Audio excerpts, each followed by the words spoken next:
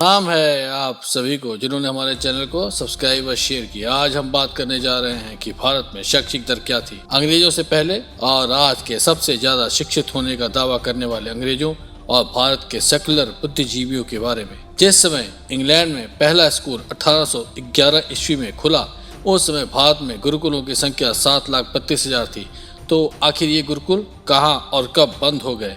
आपको पहले ये जानकारी दे दूं कि हमारे सनातन संस्कृति में इन गुरुकुलों में क्या शिक्षा दी जाती थी। आर्यवर्त के गुरुकुल के बाद ऋषिकुल के गुरुकुलों में किस प्रकार शिक्षा दी जाती थी। अग्नि विद्या, वायु विद्या, जल विद्या, अंतरिक्ष विद्या, पृथ्वी विद्या, सूर्य विद्या, चंद्र विद्या व ग्रहण की विद्या, मेघ विद्या, दिन रात्रि विद्या, सृष्टि विद्या, खगोल विद्या, भूगोल विद्या, काल विद्या, भूगर्भ विद्या, रतन विद्या, धातु विद्या, आकर्षण यानी कि ग्रेविटी विद्या, प्रकाश विद्या, तार विद्या, विमान विद्या, जलयान विद्या, आग्नेय शस्त्र, जीव जंतु विज्ञान, यज्ञ विद्या। ये तो वैज्ञानिक विद्याओं की बात हुई। इसके बाद व्यवसाय और तकनीकी शिक्षा की बात करते हैं। वाणिज्य, कृषि, पशुपालन, पक्षी पालन, पशु प्रशिक्षण, यान यंत्रकार, रथकार, रत्नकार, स्वर्णकार, वस्त्रकार, कुंभकार, लोहकार, तक्षक, रंगसाज, खटवाकर, सज्जूकार यानी कि लॉजिस्टिक, वास्तुकार, पाक विद्या, चालक, नदी प्रबंधक, सूचीकार यानी कि डाटा एंट्री वाले, गौशाला प्रबंधक, उद्यान पालन, वन पालन, नापित, ये 50 विद्याएं सिखलाई जाती थी। पर समय के साथ गुरुकुलों को लुप्त किया गया तो ये विद्या भी लुप्त हो गई।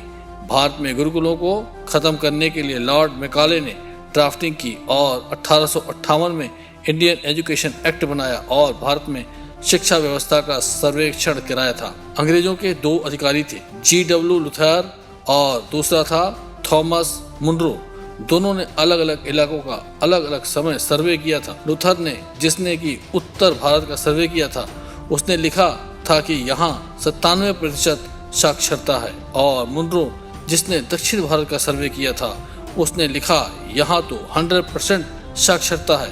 मैकाले ने स्पष्ट कहा था कि अगर भारत को हमेशा हमेशा के लिए गुलाम बनाना है तो इसकी देशी और सांस्कृतिक शिक्षा व्यवस्था को पूरी तरह से ध्वस्त करना होगा और उसकी जगह अंग्रेजी शिक्षा व्यवस्था लानी होगी। तभी भारत में शरीर से हिंदुस्तानी और मानसिकता अंग्रेजों वाली अंग्रेज पैदा होंगी। इसके लिए मैकाले ने गुरुकुलों को गैर कानूनी घोषित किया और भारत के गुरुकुलों जब गैर कानूनी घोषित हो गए तो उनको मिलने वाली सहायता जो समाज की तरफ से होती थी वो भी गैर कानूनी हो गई। फिर संस्कृत भाषा को गैर कानूनी घोषित किया गया और भारत के गुरुकुलों को घूम घूम कर खत्म कर दिया गया, उसमें आग लगा दी गई और गुरुकुलों के गुरुओं को मार पीट कर जेलों में डाल दिया गया। 1850 तक इस देश में 7,32,000 गुरुकुल हुआ करते थे, जबकि भारत में कुल गाँवों की संख्या 7,50,000 थी, यानी कि तकरीबन हर गाँव में गुरुकुल थे। इन गुरुकुलों को समाज के लोग मिलकर चलाया करते थे। गुरुकुलों में शिक्षा निःशुल्क दी जाती थी। इस तरह से सारे गुरुकुलों को खत्म किया गया और कलकत्ता में पहला कॉन्वेंट स्कूल खोला गया और भारत में पहली कलकत्ता यूनिवर्सिटी बनाई गई। बम्बई, मद्रास यूनिवर्सिटी बनी। ये तीनों गुलामी के समय की यूनिवर्सिटियां आज भी भारत में हैं। मैकाले ने अपने पिता को एक चिट्ठी लिखी जिसमें उसने लिखा कि इन कॉन्वेंट स्कूलों से ऐसे बच्चे निकलेंगे जो देखने में तो भारतीय होंगे लेकिन दिमाग से अंग्रेज होंगे। इनको अपनी संस्कृति और परंपराओं के बारे में कुछ पता ना होगा। उस समय की लिखी चिट्ठी का मतलब आज साफ साफ दिखाई दे रहा है। और उस एक्ट की महिमा देखिए कि हमें अपनी भाषा बोलने में शर्म आती है, अंग्रेजी में बोलने में अपने आप को रौबदार समझते हैं। तो ऐसे खत्म हुए हमारे गुरुकुल और गुरुकुल व्यवस्था। आप हमारे साथ बने रहें।